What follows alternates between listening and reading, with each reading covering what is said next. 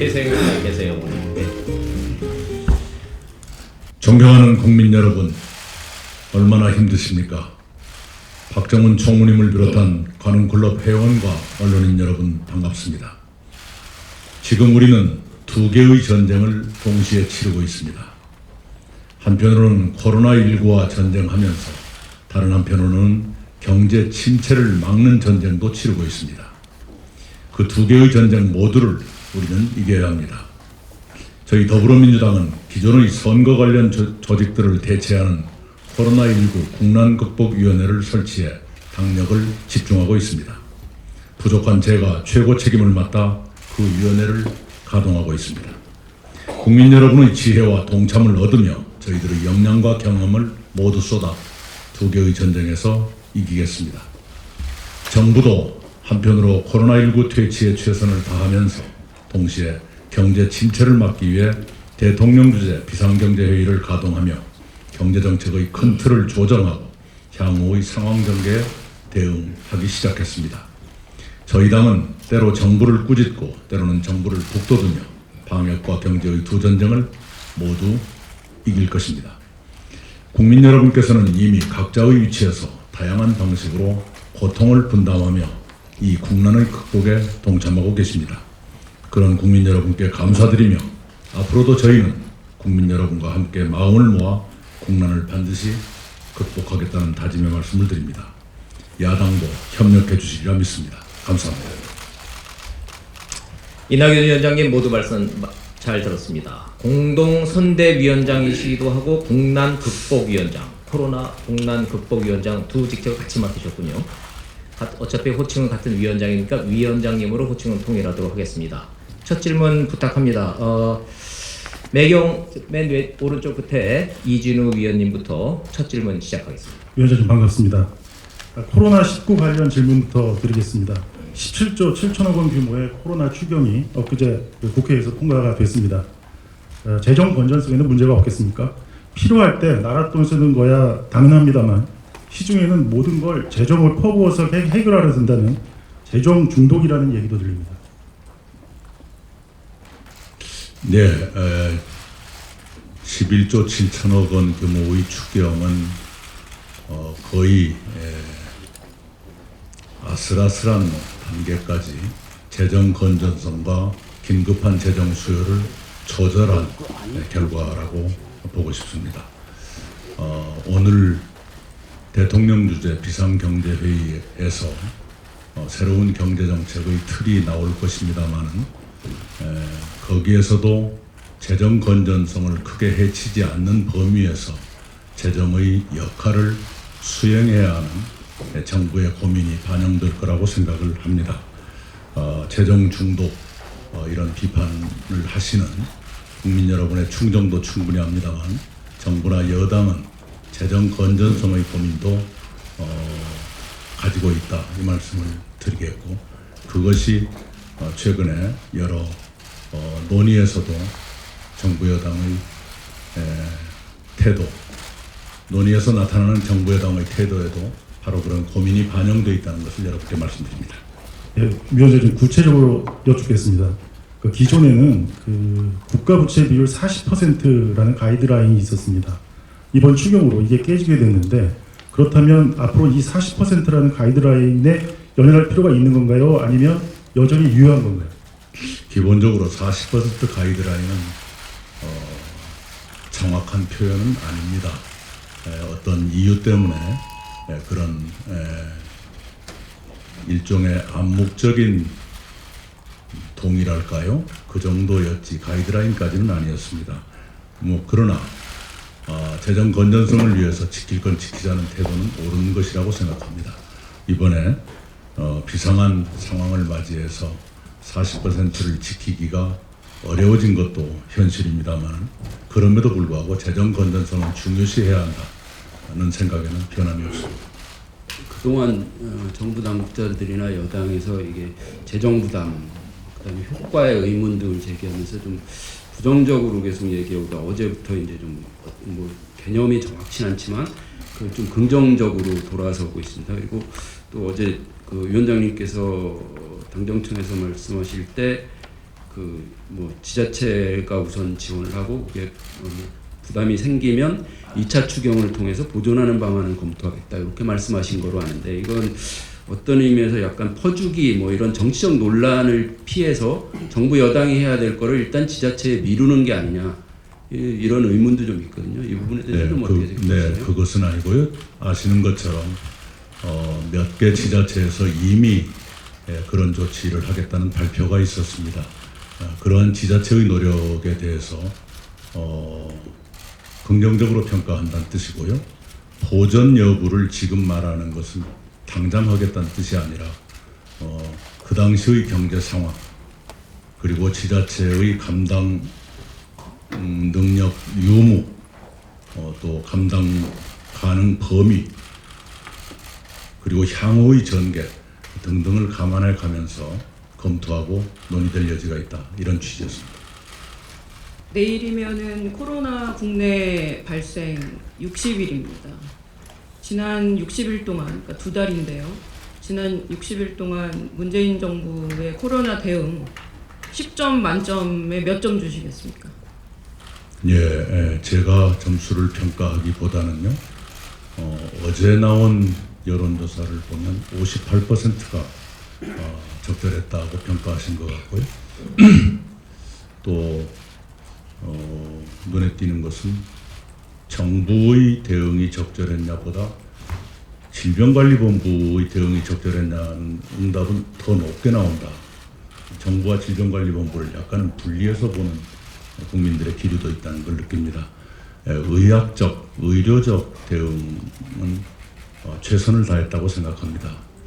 마스크 같은 우리 국민들이 실생활에서 느끼시는 불편이 충분히 정리되지 못한 것은 대단히 저로서도 가슴이 아프고 국민들께 송구한 일입니다. 중국발 입국 금지 논란은 뭐 지금도 그 야당에서 얘기하시고요. 근데 어쨌든 저희는 전체 금지를 하지 않았습니다. 그리고 지금도 같은 입장이시고요. 근데 그럼에도 여러 가지 우려가 있습니다. 지금 유럽발로도 확산이 되고 있고요. 우선은 전체 금지를 하지 않은 거에 대해서는 잘했다고 보십니까? 아시는 것처럼 우한을 포함한 후베이성 거주자, 여행자, 방문자에 대해서는 입국 금지를 했습니다. 그 이외의 성에 살거나 방문했거나 하신 분에 대해서는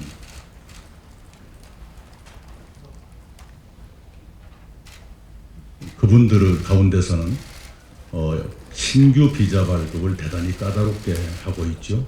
그리고 그분들 가운데서 한국에 입국하는 경우에는 비행기 탑승 전 검역, 탑승 중 검역 대단히 엄격하게 해왔었습니다. 그래서 중국에 대해서 아무것도 하지 않은 것처럼 말씀하시는 것은 꼭 정확한 것은 아니다는 이 말씀을 드리겠고요. 지금은 아시는 것처럼 세계 모든 나라에 대해서 특별 입국 관리 조치를 취하고 있죠. 대단히 엄격한 검사와 통관 검역을 실시하고 있습니다. 그래도 마스크 언급을 해주셨는데요. 이게 말씀하신 것처럼 대란이 됐고 그게 아직도 국민들의 불편이 해소되지 않고 있는 상황입니다. 왜 유독 마스크 문제에서 정부가 이렇게 무능했던 건지 가장 큰 패착은 뭐였다고 생각하시는지 좀 말씀해 주시죠. 수급의 현격한 불일치이지요. 국민은 5천만 명이시고요. 경제활동 인구가 2,800만 명이 넘는데 마스크 생산 역량은 최대 하루 1,000만 장, 그중에서 200만 장은 의료, 대구경북, 학생 등께 우선 배치가 되고요. 배분이 되고 나머지 800만 장 가지고 유통을 해야 되는데요. 수요는 5,200만 중에 아까 제가 말씀드린 의료진이나 학생이나 대구 경북 시도민을 뺀 분들이시고 그래서 그 수급을 맞출 재간이 없는 그런 상태지요. 초기에는 그러니까 30호 확진자가 나올 때까지는 마스크 수요가 그렇게 폭증하지는 않았었습니다. 그리고 그때는 정부도 마스크는 날마다 새로 쓰는 게 좋겠다는 정도의 말을 했었는데 그것이 지나친 낙관이었고 지나친 완벽주의였습니다. 그러나 그 뒤로 31번 확진자가 나오고 신천지 등에 따른 집단 확산이 연달아 나오면서 마스크 수요가 폭증하게 됐습니다. 그것에 맞추지 못하고 있는 것은 우리의 현실이고요. 세계적인 현상이기도 합니다. 세계적인 현상이라고 해서 핑계를 대고자 하는 것이 아니라 우리가 노력하면서도 인정하고 노력해야 되는 하나의 현실이다. 그렇게 말씀을 드리겠습니다. 하여간 종로 관련해서 여론조사가 가장 가까이서 나온 게 14, 15일 날 조사를 한 MBC 조사입니다. 내용 보니까 황교안 대표에 비교해서 무려 18.5%포인트 앞섭니다. 그러니까 황 대표에 비해서 이낙연 위원장이 앞서는 이유가 뭐라고 생각하십니까? 그걸 제가 어떻게 알겠습니까? 저도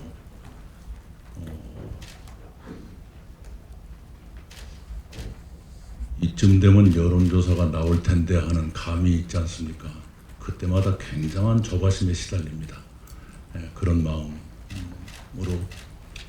여론조사 결과를 보고 있다. 이런 엉뚱한 답변으로 대신하겠습니다. 유권자들이 어쨌건 현재 판단 지수 정도가 여론조사로 나오고 있는데요. 그럼 반대로 여쭤보겠습니다. 그 이낙연 위원장님이 생각하시는 본인의 약점, 선거와 관련한 약점은 뭐라고 생각하세요? 종로 선거와 관련. 약점투성이의 인간이라서요. 그 얘기하려면 하룻밤이 새도 모자랄 겁니다. 우선은 상대와의 비교가 아니라 저 개인을 놓고 볼 적에는 종로에 처음 온 사람이지요. 그래서 이제 종로를 알아가고 종로의 사람들을 이제 알게 되고 그런 초입 단계에 있는 것이지요. 그 점이 이번 선거에 임하는데 큰 어려움이고요. 그리고 역시 코로나19 때문에 사람들을 뵙기가 송구스럽다. 그리고 상대도 굉장히 조심스러워한다. 이런 것들이 있습니다. 그 코로나 사태라는 지금 비상 상황에 저희가 직면하고 있는데 이 비상 상황을 극복하는 차원에서 아까 말씀드렸던 여러 정책들을 좀 개선하거나 보완하실 의향이나 의지는 없으신지요? 예, 이 코로나19로 인한 경제적 침체, 사회적 위축이 어디까지 갈지 현재로서는 예측하기가 쉽지가 않습니다만 그러나 상당한 정도까지 각오를 해야 한다고 생각을 합니다. 제일 큰 이유는 우리처럼 수출 의존도가 높은 나라로서 세계 경제의 동반 추락은 엄청난 부담일 수밖에 없는 것이기 때문입니다. 그런 것에 대비하기 위해서는 제가 어제도 그런 말씀을 드린 적이 있습니다. 내려놓을 수 있어야 한다. 재정당국 또는 세무당국, 금융기관,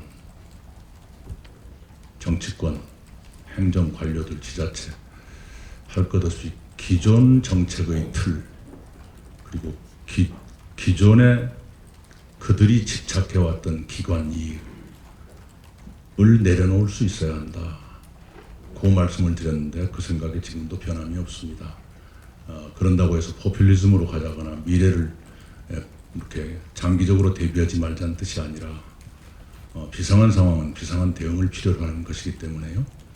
그런 말씀을 드리고 싶고 오늘 대통령 주재 비상경제회의가 그러한 비상한 상황인식 하에서 모종의 큰 결단이 이루어지는 그런 출발이 될 것 같은 생각이 듭니다. 세비 50% 말씀하신 거를 듣고 생각해봤는데 지금 사실 다른 유럽이나 이런 나라들은 굉장히 많이 그런 걸 평소에도 하고 있습니다. 그리고 고위공무원들도 뭔가 하라는 메시지를 주신 것 같아요. 우리 위원장님께서. 메시지 아니 제가 고위공무원들께 제가 총리가 아닙니다. 네. 이미 예전에도 그런 일들이 있었지요. 어떤 경제적인 난국이 예상될 때마다 당연히 정치권에서는 정치인들부터 또 고위 관료가 먼저 고통 분담을 실천하자 하는 논의가 이번에 처음 나온 것이 아니죠. 네. 더 구체적으로 여쭈면, 왜냐하면 공무원들 사회에서는 굉장히 민감하게 반응하실 수도 있는 게, 부동산 대책 나왔을 때 2가구 2주택 갖고 계셨던 고위공무원들 옆구리를 좀 찔렀던 그런 일들이 있었습니다. 근데 물론 자발적으로 우리 위원장님도 그 질문이 이제 있을 텐데요. 고위공무원들이 그런 구체적으로 좀 더 실천 모범적으로 할 수 있는 게 뭐가 있겠습니까? 그건 제가 더 말씀드리면 정말로 압력 가했다고 할 것 아니겠어요? 그 내부에 판단이 있을 수 있다고 생각합니다. 솔선수범하시고 따라올 것으로 기대하는 정도로 제가 이해하고 요약해서 넘어가도록 하겠습니다. 그 일부 언론을 중심으로 그 수요 억제만으로 안 된다. 그러니까 너희들이 계속 수요를 억제하려고 하니까 정책이 실패하는 거다. 또 일부는 강남은 그냥 다이아몬드 이런 사치제처럼 사치제로 놓고 강남의 주택 정책과 다른 지역의 주택 정책을 분리해서 하라. 꾸준히 요구를 하고 있는데 이런 요구에 대해서는 좀 어떻게 보십니까? 예, 그런 요구가 있다는 것을 알고 있습니다. 그런데 과연 그 요구대로 실현될 수 있을지요? 강남은 다이아몬드 같은 거니까 모두 그런가 보다 하고 지내가자. 그게 가능할까요? 그러시고 아까 수요 억제만 하고 있다라고 하는데 끊임없이 이 공급을 늘리라는 요구가 있는 것을 알고 있는데요. 각종 통계를 보면 공급이 줄어든 것은 아닙니다. 그럼에도 불구하고 그런 요구를 수용해서 신도시를 새로 만든다거나 또는 부분적으로 개발을 허용한다든가 하는 일들이 있죠. 그래서 수요 억제책만을 쓰고 있다. 꼭 그런 것은 아니다는 답변을 드리겠습니다. 이 탈원전 기조가 선거 이후에도 또는 이 정권 이후에 다음 정권에까지 계속 유지될 수 있다고 또는 돼야 한다고 생각하십니까? 우선은 우리가 원전을 세운다고 했을 때 세울 수 있는 지역이 대단히 제한적이라는 건 아실 겁니다. 동남권인데요. 동남권은 세계에 유례가 없을 만큼 원전이 밀집되어 있습니다. 그리고 공교롭게도 거기가 지진이 나는 곳입니다. 거기에 더 원전을 계속 지을 수 있을 것인가의 고민, 그리고 또 하나는 고준위 폐기물에 대한 대책이 아직까지 보이질 않습니다. 그런 것도 함께 고민해야 한다고 생각합니다. 이념적으로 보수냐 진보냐 이런 질문들을 많이 받으셨던 걸로 알고 있어요. 그리고 그것에 대한 구체적인 답으로는 이제 실용적 진보다 나는. 근데 그 실용적 진보라는 게 도대체 구체적으로 뭡니까? 어떻게 해야 되는지. 네, 그 진보적 가치라고 원필칭 분류되는 것들이 있죠. 인권, 분배, 또 격차의 완화 등등인데요. 그런 정향성은 분명히 갖되 현실에서 나타나는 문제들은 그때그때 해결하면서 가는 그런 방향성이어야 한다는 뜻입니다. 실용적이라는 그 수식을 붙인 이유는요. 이념지향적으로는 진보적이시라고 보는 생각. 저 스스로는 진보적 가치를 추구해야 한다고 생각합니다. 단 그것을 위해서 오늘의 문제를 경시해도 된다는 데는 동의하지 않습니다. 진보주의자들도 그 문제를 해결하는데 경시하거나 이러진 않는 것 같고요. 그럼 방금 말씀하셨던 그 실용적 진보의 가치로 해결을 당장 해결해야 될 문제들 현안 중에 뭐가 좀 있는지 구체적으로 예시해 줄 수 있는 게 있나요? 아니면 이런 거는 내 기준으로 봤을 때 이렇게 풀어봤으면 좋겠다라는 것들이 있는지. 우선 경제의 그런 가치의 충돌이 많이 있지요. 그것을 좀 더 실용적인 눈으로 보고 싶습니다. 그렇게 답변드리겠습니다. 현 정권 들어서 보수와 진보의 경계선이 훨씬 더 짙어지고 골이 깊어졌다는 지적에 대해서 이 정권이 그 진영에 너무 의존하는 거 아니냐는 지적에 대해서 동의하십니까? 예, 그 점을 저도 몹시 이렇게 위기감 같은 걸 가지고 바라보고 있습니다. 정치가 그러하고 언론 또한 그런 일이 심화되고 있는 것으로 관찰되는데요. 그걸 좀 안쪽으로 가운데 쪽으로 수렴해 가는 힘이 강화될 필요가 있다고 생각을 합니다. 그러자면 포용력 있고 극단적이지 않은 그런 지도자들이 좀 더 많아졌으면 하는 생각을 합니다. 그래야 그나마 수렴의 영향력이 생기지 않을까 기대를 하고요. 지금 공천이 이루어지는 거 보면 21대 국회에 대해서 약간의 기대도 갖게 하지만 우려 또한 여전히 남는 것도 사실입니다. 20대 국회에서 벌어졌던 일 중에 매우 부정적인 일들에 관여했던 분들이 여전히 공천을 받는 경우도 있고 그러시는데요.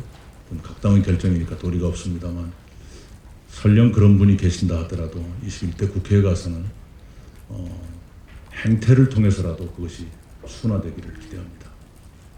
지금 아주 반가운 말씀을 해주셨는데 그 좀 포용적인 정치, 중앙으로 수렴하는 정치 그걸 얘기해 주셨는데 그런 스스로 대선 주자로서 그 진영의 틀에서 벗어난 대선 주자가 되려는 생각은 없으신지 만약에 있다면 이 자리에서 그걸 좀 선언해 보시는 건 좀 어떤지 궁금합니다.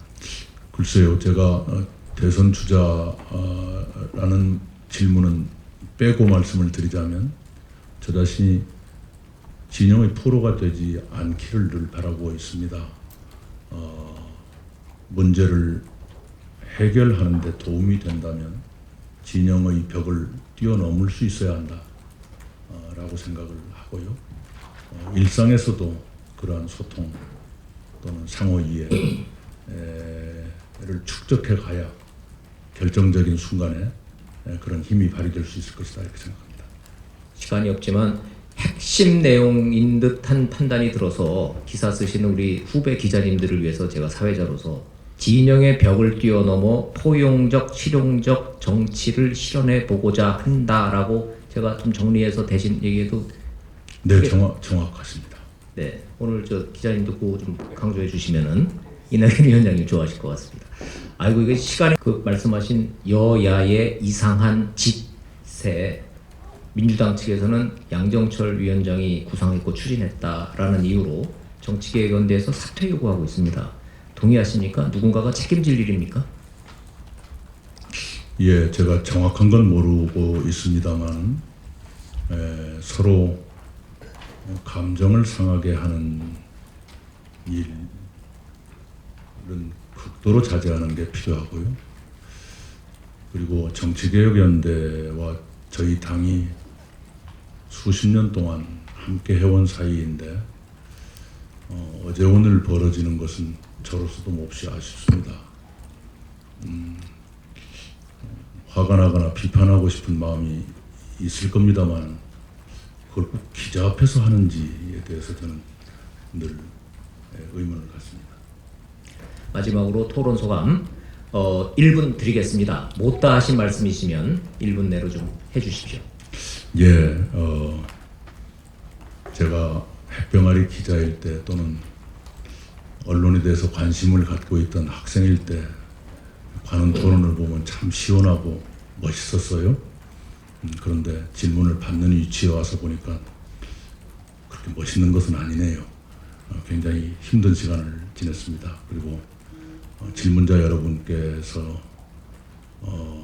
만족스럽지 못하셨을 것 같은 생각도 드네요. 그 점 미안하게 생각합니다. 감사합니다. 자, 이거 마지막 허용되는 박수 한 타임입니다. 해주십시오.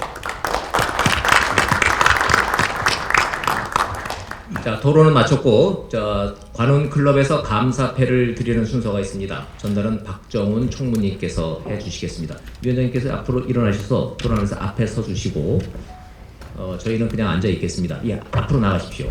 감사패에 아주 수려한 문구가 적혀 있습니다. 저희 중앙으로 좀 위치해 주세요. 네. 제가 기념패 문안을 읽어드리겠습니다. 기념패 이낙연 더불어민주당 공동상임선거대책위원장.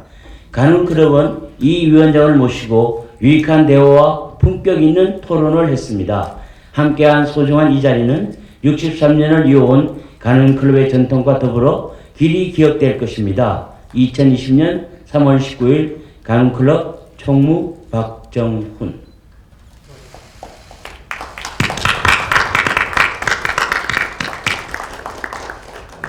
고맙습니다. 마치겠습니다.